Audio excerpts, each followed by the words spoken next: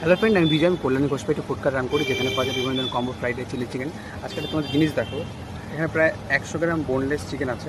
এই 100 গ্রাম boneless chicken দিয়ে কটা মোমো বানাতে পারি সেটাই তোমাদের সাথে স্টেপ দেখাবো। চলো তাহলে দেখা যাক। বোনলেসটা ভালো করে কিমা করে নিয়েছে। এখানে পরিমাণ মতো লবণ আর লঙ্কা কুচি, পেঁয়াজ কুচি, একটু আদা রসুন পেস্ট, এখানে 2 চামচ ভিনিগার, 2 চামচ চিলি সস, 1 চামচ সয়া সস, ভালো করে মেখে নেবো। এছাড়া দেবো গোলমরিচ ও এভারেস্টের চিকেন মশলা।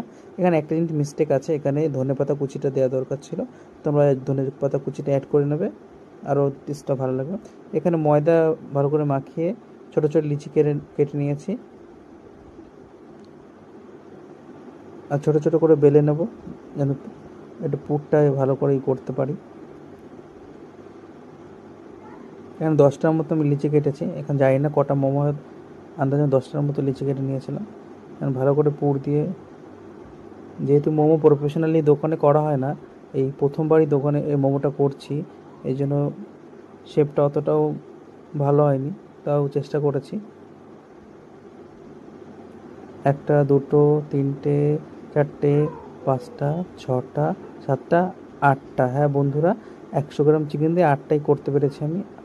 এবং তেলটা গরম করে তেলের মধ্যে ছেড়ে দিলাম।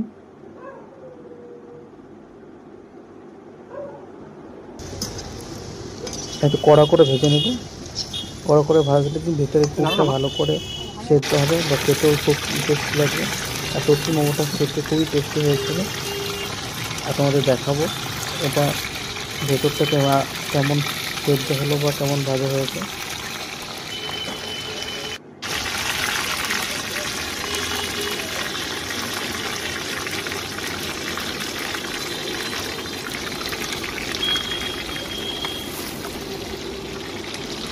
গরম গরম মোমো চাটনির সাথে খেতে খুব দারুণ।